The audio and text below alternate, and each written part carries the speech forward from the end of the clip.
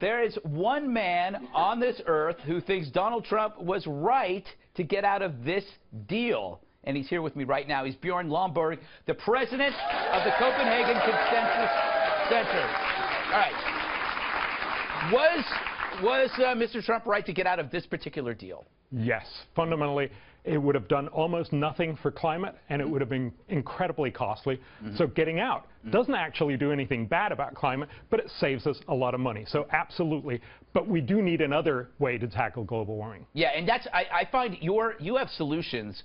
And I've read a lot of your stuff, and I urge you, if you're interested in finding out more about Bjorn, read up on it. Go to PragerU. You've got like a little segment up there that explains this stuff. You're about prioritizing, and it's a very interesting thing. You look and you say, if we took all this money, this is what we could do, and we could solve almost every world problem. Yeah, I mean, there's a number of things we need to recognize. First, we're going to spend on Paris about $1 trillion to $2 trillion a year for the rest of the century. And if we did that, if we did everything we'd promised in Paris, we would reduce temperatures by the end of the century by about 0.3 degrees Fahrenheit. Yeah, so in a century, after spending $100 trillion, we wouldn't be able to tell the difference. That's not really a solution. That's just wasting money. And of course, $100 trillion can solve pretty much everything else. If you ask most people in the world, what do they care about? Well, I mean, not surprisingly, they would like their kids to stop dying from easily curable infectious diseases, get food, get education. It's simple stuff, and we know how to do it. And then, of course, we should also fix global warming, but we should fix it smartly. Yeah. It's interesting.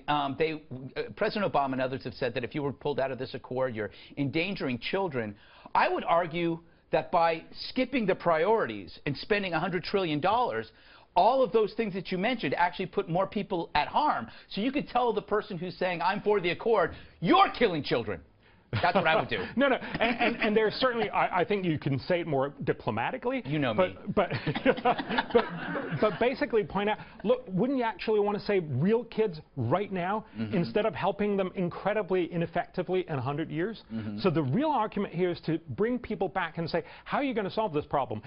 People think that solar and wind is going to take over anytime soon. And I don't know if you know, Al Gore's own climate advisor, Jim Hansen, says, if you believe that, that's a little bit like believing the Tooth Fairy or the Easter Bunny. Right. No, it's not going to happen. No. Right now, the world gets 0.6% of its energy from solar and wind. And in 2040, a quarter of a century from now, we'll get less than 3%.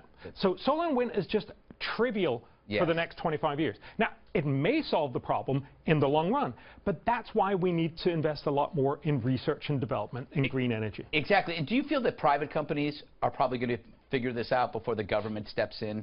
Well, you need both? Yes, and one thing you need to remember, it's really hard to be a private company to invest in stuff that's only going to work in 25 or 40 years.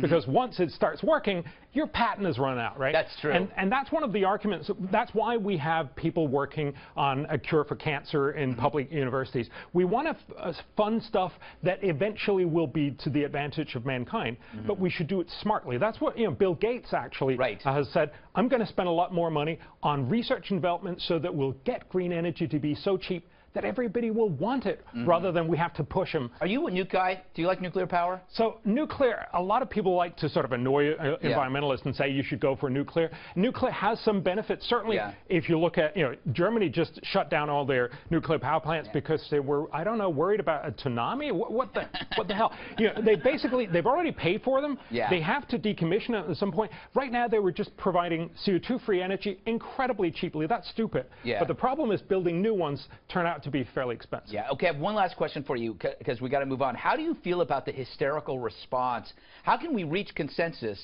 when one side says the other side is so evil? Yeah. It's really, really hard to have this conversation when some people are saying this is the end of the world, and some others say it's not happening. But of course, the real point is the UN climate panel tells us in the 2070s, so when we've seen a lot of warming, if we don't do anything, the cost of global warming will be somewhere between 0.2 and 2% of global GDP. It's a problem. It's not the end of the world. And so, like all other problems, we should fix it coolly. You know what the end of the world is? The end of the world. That's the problem. Asteroids, buddy. Asteroids. It's coming? I think so. Oh, no. I'm preparing. I have an asteroid suit that I wear at night. It's basically a shorty robe. That's a super asteroid guy. All right. Thanks, Bjorn. Check out Bjorn Lomborg's work. It's amazing. Copenhagen Consensus. Go to PragerU, and your mind will expand.